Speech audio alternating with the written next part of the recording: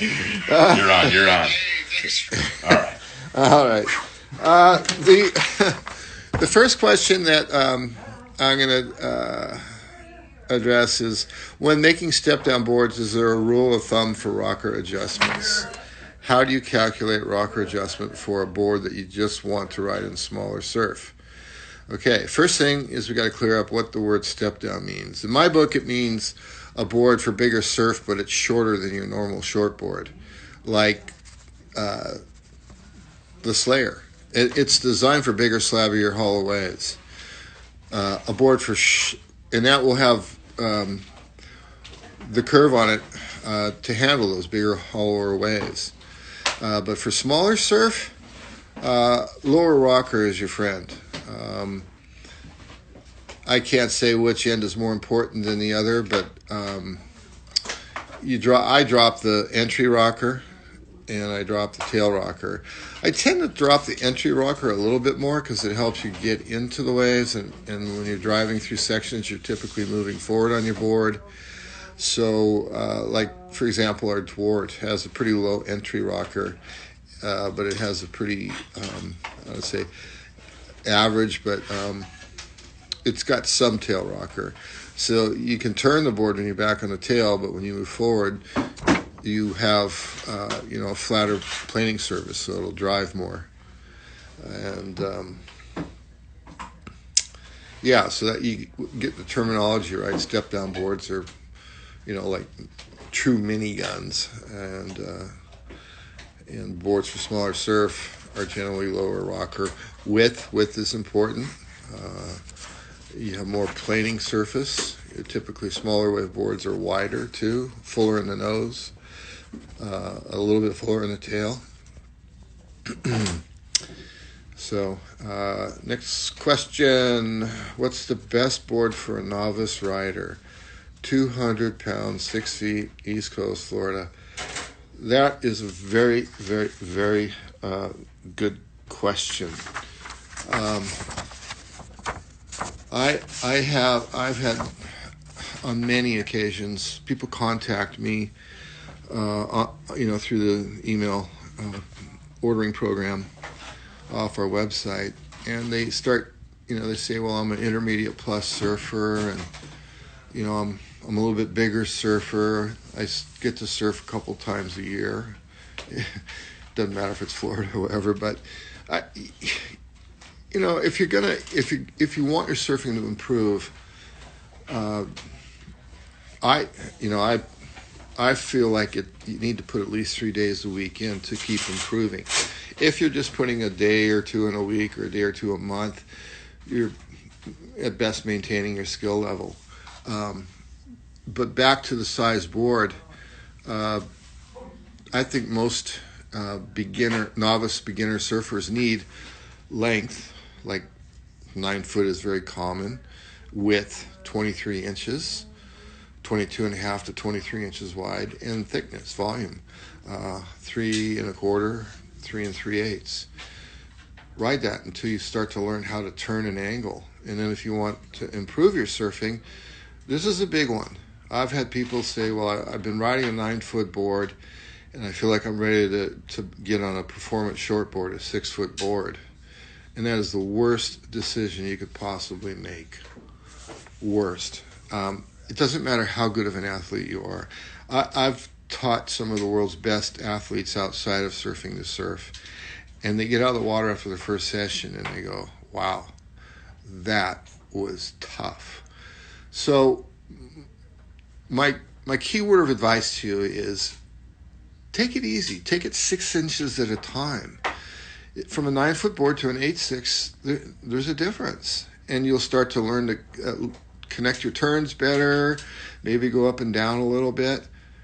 Ride that until you feel like, all right, I'm ready for the next step. Take 6 inches. And I tell people a new board is 2 cups of Starbucks coffee a day. You get a new board every year. If you think about surfing is cheap. Any other sport, you've got to pay and pay and pay. But surfing, once you buy the board, it's free. And if you amortize the cost over the course of a year, it's $3 a day, maybe. And so take your time, drop 6 inches at a time. You'll get there. And as you get down, and you figure out what your limit is, especially at heavier surfers, and 200 pounds is kind of, 190 is kind of heavy, 200 is heavy, and 210, 220, 250, that's heavy.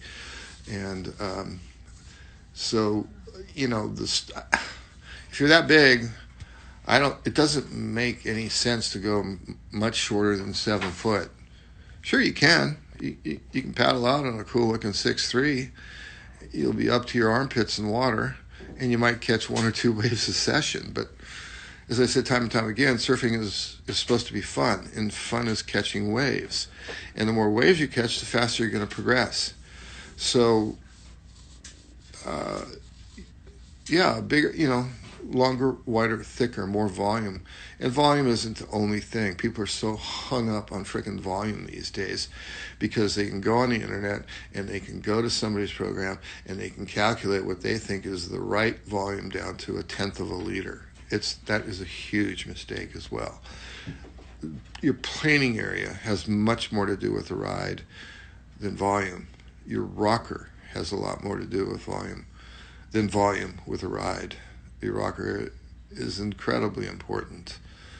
The area, the balance of the board, your fins, how many fins you have, fin placement, bottom contours.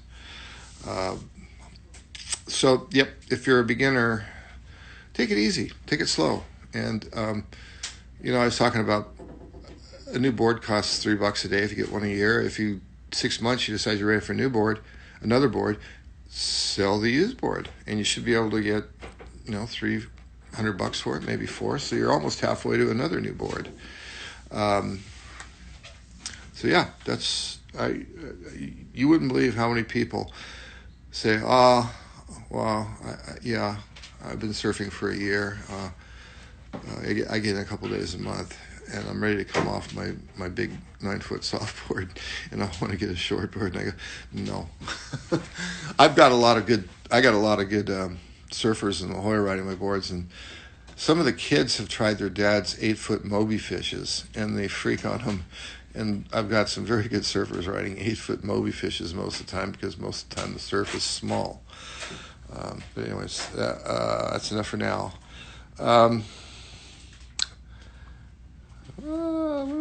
If you wake surf, let's see, more questions. Which hand is the leash supposed to go on?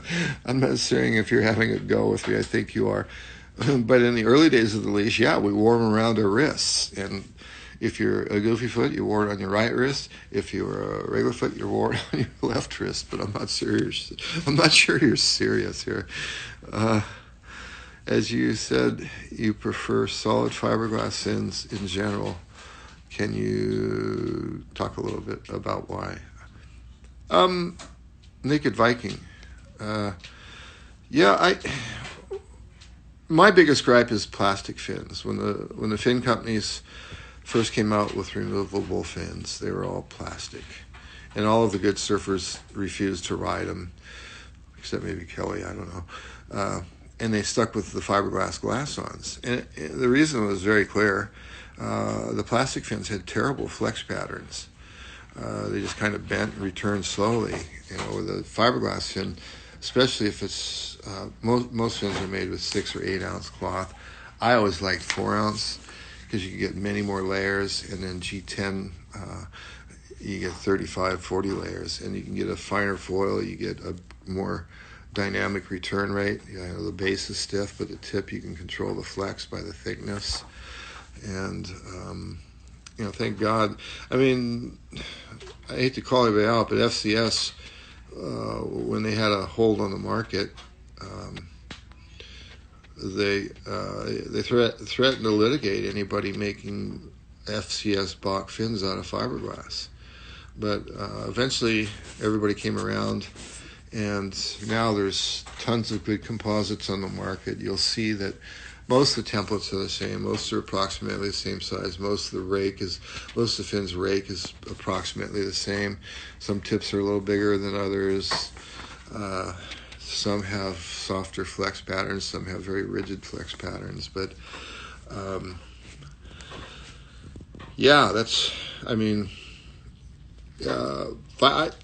fiberglass fin that would fit a box would be good, but the composite fins these days are lighter, and you have a lot of control over the flex pattern depending on how the master is made.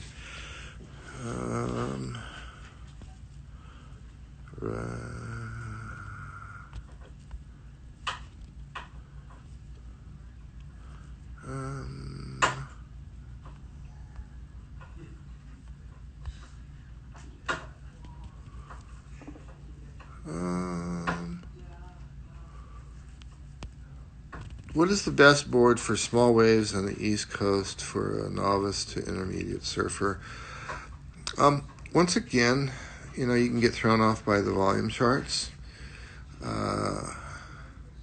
If you're a novice, I'd say a bigger board. I'd say an 8-foot plus board, plenty wide, plenty thick. Intermediate, you can come down, but I don't think you should come down quite as far, in volume and size as most websites recommend. I still think that's a big problem. Most surfers are riding boards a little bit too small. I'm not advocating everybody ride 8-foot boards, because it'd be miserable in the water and everybody'd be catching everybody else's waves. But instead of, if you're 170 pounds and you want to ride a 6'2", if you're a novice, no. If you're an intermediate, good luck. You'll have much more fun on, say, maybe a 6'6" board that's a hybrid of some sort. Lower rocker, more area, more plating surface.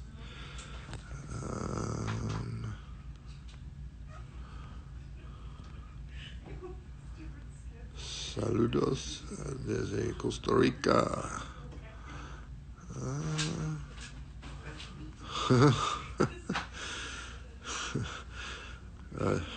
Tyler 27, fish duh. Okay, I'm not sure if that's relating to another question. I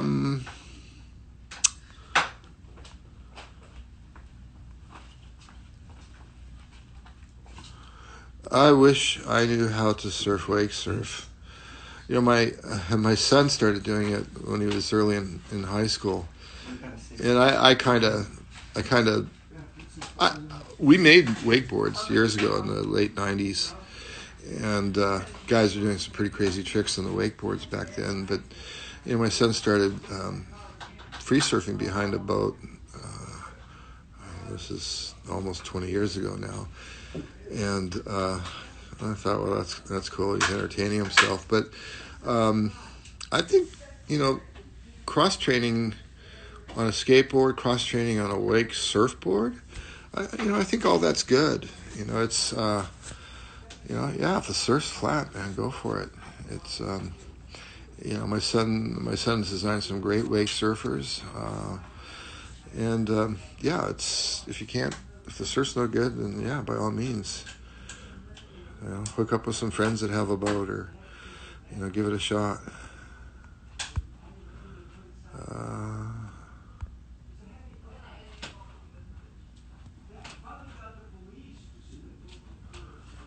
Tyler 27. Keep tail rocker and add width. I think you're talking about small wave boards again. You can add width, but the board will be a slug. It won't go down the line on mushy waves. You might be able to turn it up the face a little bit easier, but there's a reason fishes are designed the way they're designed. Tried and true for 50 years now.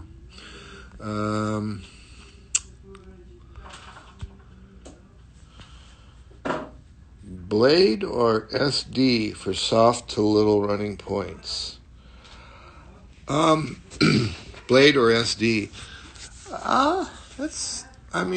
That starts to come down to personal preference on how you like to surf.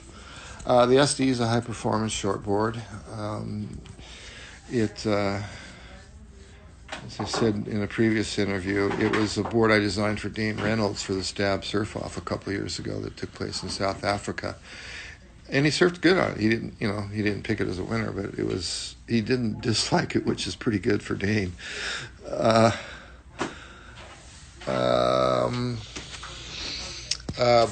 the blade is like all the flat deck boards with a fuller rails. They're not boxy, and that's something I can go over time and time again.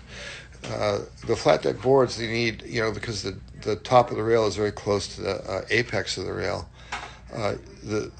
That drop between the top of the rail and the apex needs to be a straighter curve to take out a little bit of volume just above the apex.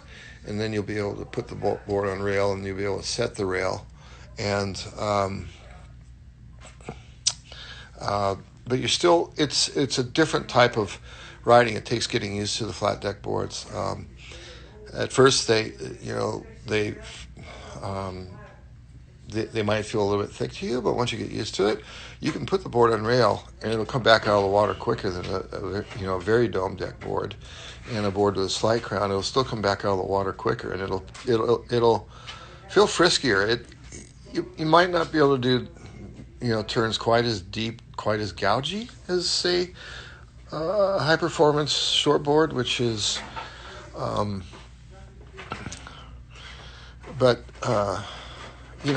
once again, I'd say they're both great boards, and it just, if you're good enough to ride those boards, it comes down to personal preference. I mean, you might have both in your quiver, and for the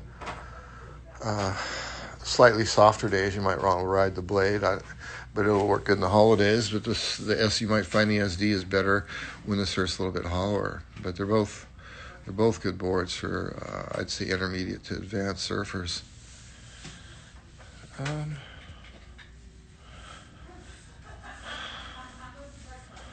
All right, I'm getting a bunch of questions about the Dort again. All right, the story on the Dort again is Rick Hammond, who's, in my opinion, one of the greatest shapers on the planet, and has worked for me for 30 years. Had shaped a traditional fish, and it was in our outgoing glassing rack, waiting to be picked up and taken next door to the glass shop. And somebody bumped it and broke one of the corners off.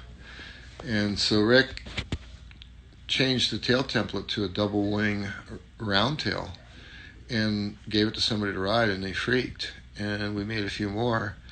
And so it's basically a fish, but without the straight, the last third isn't the straight outline. It comes in and it breaks. The wings help break the line, and they give you little fulcrums to turn off of. And so it's got the low entry rocker. It's got a low exit rocker. It's got a full outline. The tail is a little bit tighter than a traditional fish. And DWART is an acronym, double wing round tail. And it's been a huge, it might be our best selling board ever. I don't know. It's like, I don't know, I think it happened like 15 years ago, and it's been like one of our top sellers every year. And you can ride them 3-4 inches shorter than your performance shortboard or your everyday board. And I mean, even great surfers have them in their quivers. So a Dort is a good board for a bigger Dwart's a good board for a novice or a beginning intermediate surfer. Like a 6'6" or a 6'10", and if you're a better surfer, you can ride them, 5'6", 5'4", but they're great boards.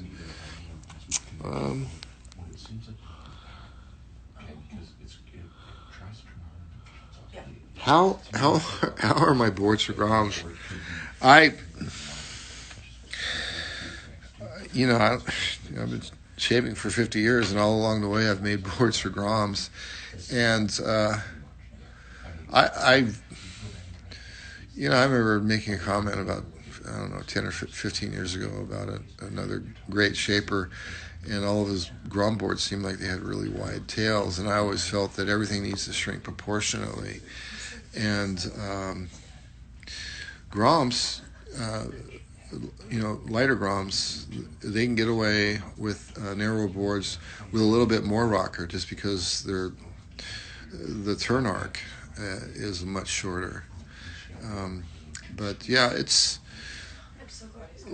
like with a lot of designs in this day and age of the machine and the computer design. It's much easier to proportionately shrink down any design that you like to you see that typically isn't, you typically don't build a 4.6 or a 4.8 or a 4.10. But those boards need to be 17 inches, 16 and a half inches, 16 and a quarter inches wide, an inch and 3/4 thick. So it's just about scaling them down really proportionally. I've made like 4-6 fishes for groms. So, it's just about proportions, really. How did I get into shaping? That's so long ago, I can't remember. I started surfing right at the tail end of the longboard era. My first board was a Carl Ekstrom 9.3 asymmetrical. It was used. And I was so naive at the time. I was already pretty big when I was 14. It was 9.3, but it was like 21 inches wide and 2 3/4 inches thick. And it was actually designed for a regular footer, but I was a goofy footer and I had no idea. But that's the board I learned on. And then my next two boards were Miranda Brothers Surfboards La Jolla twin pins. And I got those. I got 810 custom in early 67, and then late 67 I got a 7.6 twin pin. And that, for those of you who don't know, which is probably most of you, they're the missing link between Bob Simmons and Steve Liss. Steve Liss walked into their shop up above Tourmaline and tripped. Steve Liss started out as a knee boarder, and I think he still predominantly knees boards. He's a great surfer, but he just tripped on the twin pin. The boards with a deep swallowtail, very deep swallowtail, wide, like 10 inches wide, maybe 6 or 7 inches deep, and a V-hole coming off of each pintail, and then like a cutaway fin on the outside bank of each V. And the 810 I got were good. And once again, I was still kind of early in my development as a surfer. And then the 7.6 didn't work as good. And that was a time when Mitch's had been open for a couple of years. And a lot of my friends were starting to make boards. And so the next board I got, my first board was an asymmetrical, my next two were twin fins, and my third board was a 6.3 twin fin that a high school friend, Dan Evans, helped me shape and glass. And that board worked good. I mean, that's the only board I had, but I was able to ride it at Shores, and I was able to ride it at solid 8-foot blacks. And so I got, I always like to make things with my hands. In fact, I bought a banged up surfboard for $10 before I even started surfing, just so I could learn how to do ding repair. And but that first board I shaped in late '69 with Dan Evans was my start. And I'd try and talk friends into getting boards. I'd say, look, I'll just charge you for the blank, and we'll find the best deal on the glass job we can, and I won't charge you for shaping, just because I love to shape so much. And my first year at UCSD was 71, and I didn't do that good because we had to live in the dorms, and the dorms were right above Blacks, and I was a diehard Blacks local already for 5 years, and so I spent most of my days at Blacks instead of the classroom. And that following summer, I got out of school, and I started pitching my services to all the most of the surfboard makers in North County. At one time or another had me go shaping. And in 72, I got a job shaping for GNS. And a couple of years later, I started a music label. But in that zone between like 1970 and 74, I got a lot of boards from a lot of different great shapers, and I felt like I always learned something from somebody. Some guys I learned a lot from, other guys I picked up a few ideas or tricks or shaping, shape, not tricks, but moves, I guess, whatever. And my father was a PhD in math, and he was. I got some math as I was growing up, and so I became I was very anal. I was very clinical about the boards, and I realized that, well, I mean, prior to the late '60s, I think surfboard shaping was considered more of an art form, and as the years rolled by, numbers became more and more important, and I had the good luck to meet Bill Barnfield in '78 through a shop that was open briefly kind of up the street from Mitch's called it'll come back to me later, but I met Bill. He came over and he did a shaping gig here, and he needed a room, and so I said, you can use my room. So I watched and I learned, and then that was late summer, and then a few months later, I've been going to the North Shore every year for years, and surfing and shaping a little bit. And Bill said, I need some help. I don't usually use ghost shapers, but you look like you know what you're doing, and I'll help you, and you'll help me. And I learned a lot from Bill in that first 6-week shaping stint it was my first shaping stint on North Shore, but with a good mentor. And Bill was pretty into numbers, more so than any other shaper I'd seen. And so I became more into numbers than Bill. And, decades roll by, and now most of us have computers. And that could be a whole nother Instagram deal, is what's better, hand shaping or computer shaping. And I have my answers for that, but I'm not going to get into it tonight. But a lot of people, there's, 200-300 machines around the world now, and a lot of them are cutting services, so there's probably 500,000 shapers around the world that are using machines, and most of them probably use computers to design their own boards. Some don't, but most do. And so I think that there's still an aesthetic, and everybody's aesthetics are different, but there's still an aesthetic beauty to a well-designed surfboard, and I believe it's a big part of it is a balance, balanced outline, balanced foil, and a balanced rocker. And that sounds like pretty nebulous terms, but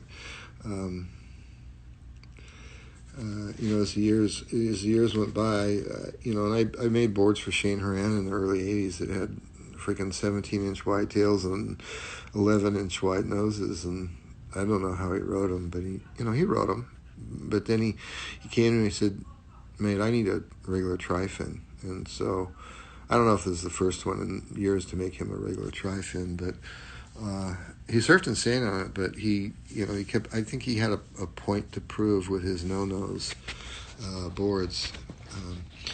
But even boards in the last 15 years have become more and more balanced. When Kelly first came along, the nose width difference between the tail and the nose is 2.5-3 inches narrower, and over time it's come down to 2 inches, and maybe now it's 2 3/4 inches narrower than a tail, and the wide point isn't as far back as it was a few years ago. And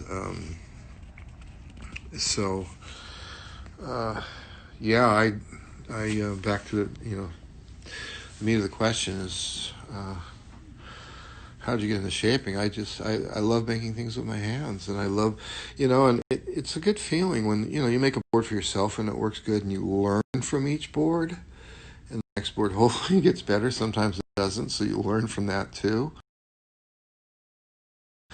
And I really enjoy making other people happy. And the better I got, the better my batting average was or is. And so yeah, it's about making boards for myself at work, but it's more important for me these days to make boards that help surfers progress or help them have more fun. All right, let me get on to another topic.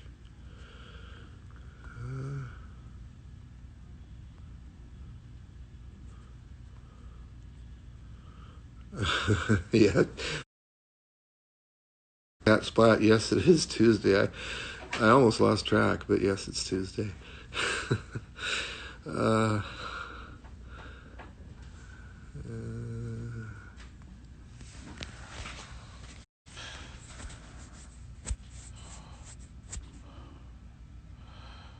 What is your favorite, coolest step of the board building process? I'm biased, shaping, but in the early days, I glassed a couple hundred boards, and with each board, I felt like my skills improved, and I felt pretty good about making a whole board from start to finish. And there's a lot of great craftsmen out there that do that. They shape the board, they do a great job, and they do a great job glassing the board. And if your demand isn't too high, I'm throwing numbers out, but say 10 boards a week, you can shape them and glass them all the way through, maybe 15 boards a week. But as if you become more popular, and if that's what you want, you're going to get more orders, and you'll need either a ghost shaper, or you'll need a machine, or you're going to have to make your customers wait a long time.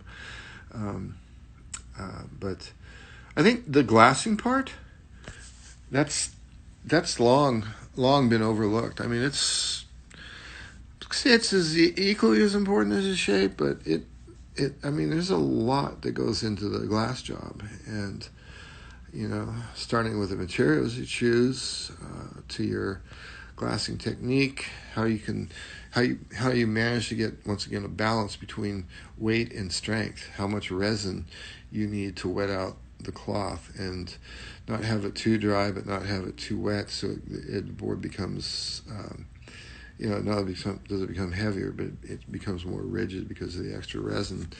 And the sanders, I've always said that the sanders are the unsung heroes of the industry, because I've seen some pretty horrible sand jobs, but I've seen some great sand jobs. And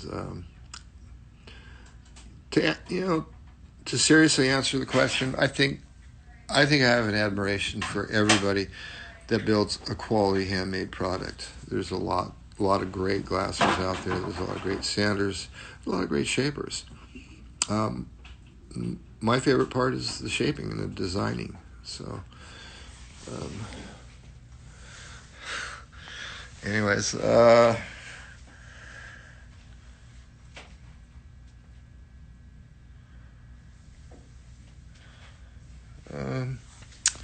see more questions.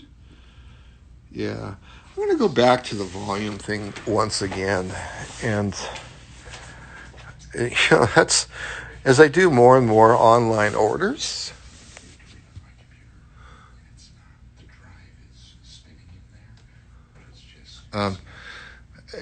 Volume, because most websites now have volume charts or volume gauges, and it's an important part, especially smaller boards and lighter surfers. But as you get into being as you get older, as you get bigger, the volume is less critical. You have more leeway. I mean, you can pay attention to it, but it's not, a liter isn't really that critical. Maybe 5 liters is important to you if you're a larger, older surfer. But, younger surfers that weigh 150 pounds, they look and they go, yeah, I need 24.8 liters, between 24.8 and 25 liters, and that drives me freaking crazy because I had one guy I went back and forth with 10 times at least over a tenth of a liter. A tenth of a liter is a sip, is a big gulp of water. It might even be 2/10 of a liter, and he says he can really feel it. And I think if you're a phenomenal world-class surfer and you're in that lighter weight category, you might be able to feel a half a liter. You might. Chances are it's more like 3/4 or a whole liter that it might throw you off a little bit. But the board's still going to work. You make the adjustment. I mean, in the early days when I was making Anki boards, he was psyched with every board. And I didn't know what the volume was. I just measured width, thickness, rocker, and he didn't love every board, but he kept every board and he rode every board, and he didn't get that many boards, and he was happy with them. And I as the years have gone by, the team riders, God bless them, they want 10 boards for each stop on the world tour, and so it goes. But it's the volume thing. Please, unless you really are a truly advanced surfer, don't fucking bust my nuts over a half a liter. Chances are I might know a little bit more than you, maybe. And so I'd say, trust your shaper, not me. Anybody that's got experience and you're going to him because he's got experience, hopefully you're not going to him because it's a good deal. But guys with experience are worth their weight in gold, and trust them. And so I'm going to probably talk about volume on every Instagram live because I get the craziest requests. I get guys, like a guy had a question earlier about being 200 pounds and 6 feet. Lucas Silveira and Wade Carmichael are both pretty close to that weight, and they can ride 31 liters, 30 and a half at minimum, 31 and a half. That's the range that they're in. Sometimes 30 or a little bit below, but mostly like 30.5 to 31. But unless you're as good as them, I would, if you're the same size as those guys, unless you're as good as them, don't ask me to make you a 30-liter board. I mean, I will. Customer's always right. I will, but no, it's reluctantly, because I always want to make what I feel is going to give the surfers that come to me the greatest happiness. I'm sincere. That's what makes me happy, is when you're happy.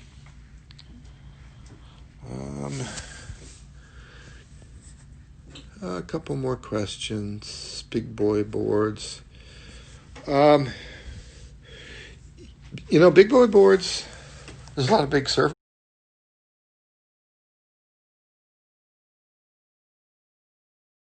out there. I don't know. Maybe there's a time limit, or You're back on. Oh. I think a call was coming through on his phone. Oh, I'm sorry. But where was it? Oh, big guy boards. I'm a big guy. I'm 6'4". By the time I was 14, I was 6'4" and almost 200 pounds. And shit, your mom called. Sorry.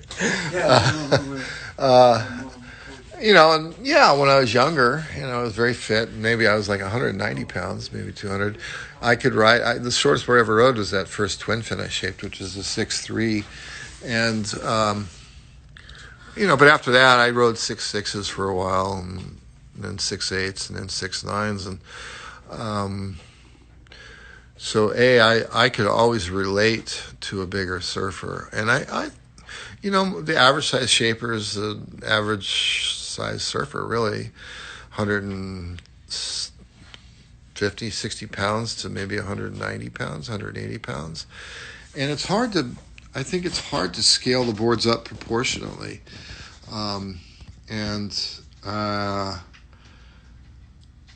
there are some guys that can make good big guy boards, but a lot of guys are just throwing a lot of volume and length and width at the boards. And so I would say, if you're a bigger guy, if you don't have a good shaper already, you should probably try to find a guy that's maybe a little bit bigger, because he understands intuitively what works and what doesn't. But yeah, bigger guy. It's not just a function of weight and height. I've got guys 6'7" that are ordering 6'3s from me, and I build them reluctantly. But it's not just the your weight and your height, but it's also you. And that's why I asked for your age when I ask you to fill out a profile. There's a few very important questions, and age is important because when you're younger, you can ride smaller boards. As you get older, I get guys saying, "Oh God, I'm getting old. I'm 40." And I get guys saying, "Oh man, I'm old. I'm 50." But you know what? You're still surfing, and if you want to have fun, you got to catch waves. If you want to catch waves, you need more board. So it's there's a lot of big boards out there, but not all of them are that good. I'm just saying. Rusty. Yes. Alex said she can see your face. You're looking at the ceiling. Oh, I'm sorry. You can't see my. Can you see my face now? She's texting like, "Oh, we can see his face." I'm sorry. I'm bad. I don't know if I want people to see my face.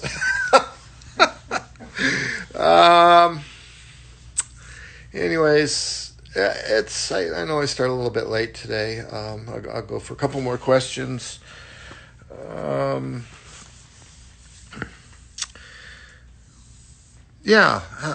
Back to twin fins. I mentioned the Moran brothers as being the missing link between Bob Simmons and Steve Liss, who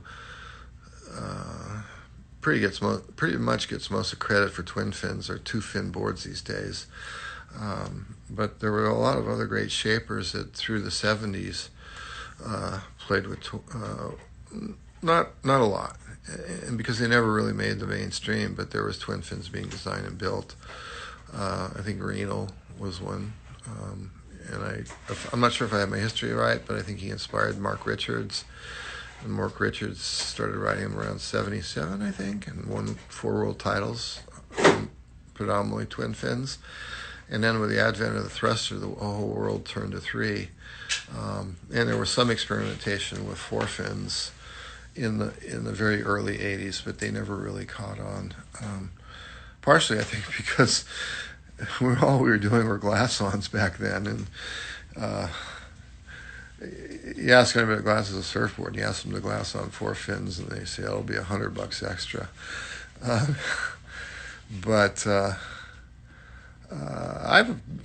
I've always been, like I said, my first 3 boards were twin fins, and then in the early 80s, I had the great luck or pleasure to work with Sean Thompson, and he was one of the last of the surfers to give up on twin fins, and I learned a lot about shaping them then. And then I started making them again in the early 2000s, and I think people are rediscovering how how good the twin fins work. And in my mind, a lot of the twin fin performance is fin placement. And once again, I mentioned it in another Insta deal that I think most shapers are putting their fins too far up and too close to the rail. And now I see some people experimenting with 2 bigger fins very close together, and it's nothing new. There was I'm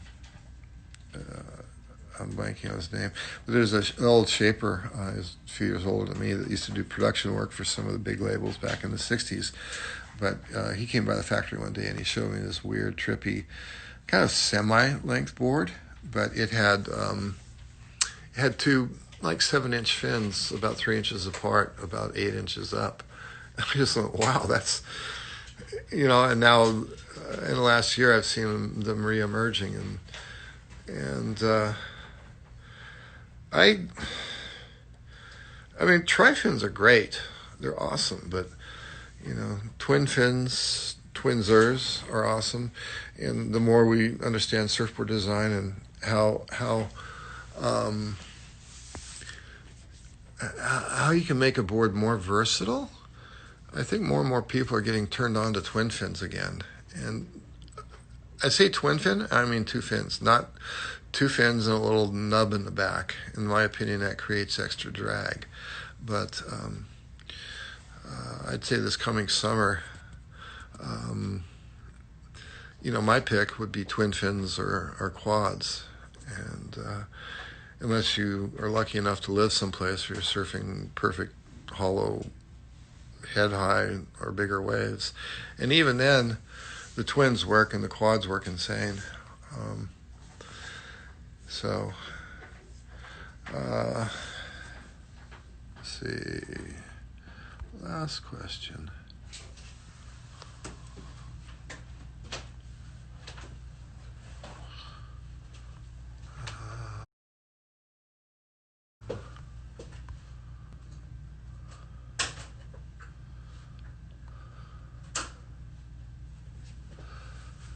Rhino foam.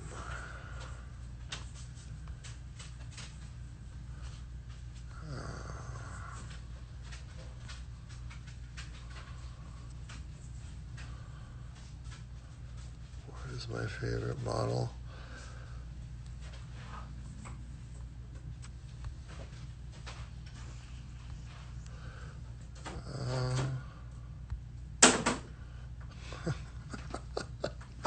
Yeah, Tyler, you should keep the leash around your neck.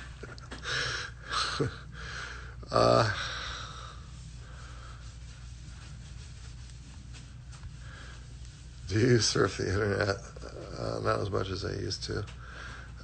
Torsion springs.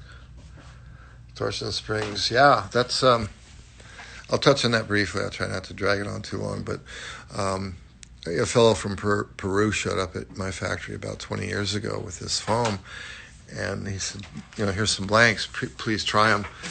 And you have to glass them with epoxy. And as it turned out, they're extruded styrofoam, which is basic foam in the building business. It's waterproof. And it was pretty much all made blue. I don't know the way the foam companies coated their blanks. But we made them, and they work great. A great flex, very sturdy. But he kind of wanted me to be a partner. In other words, pay for all the foam coming in from Peru. And we really hadn't had the EPS push yet because Clark Foam was still in business. But he did end up selling his foam to a guy that has the business, the XTR business, and we worked with XTR on and off. We still do occasionally, but we were able to source our own white, very high quality extruded styrofoam, and that's what the torsion spring is made out of. It's extruded styrofoam, and we figured out a way to make them strong and not have a stringer, but still have a good flex, a quick return on the flex, waterproof, and pretty darn durable. And technology usually ends up costing more, but for those people that can afford it, I think the torsion string is probably, the extruded styrofoam business is probably the best out there right now. I know Patagonia uses it. I know a few other people use it. We use it. We offer it in torsion spring, and the business, that part of the business is growing. So Anyways, I'm going to sign off. I don't know if I've had the camera on my face or on the ceiling or what, but I promise to be on time next week, 7 sharp. Everybody out there, you have a good night or a good day, whatever part of the world you're in.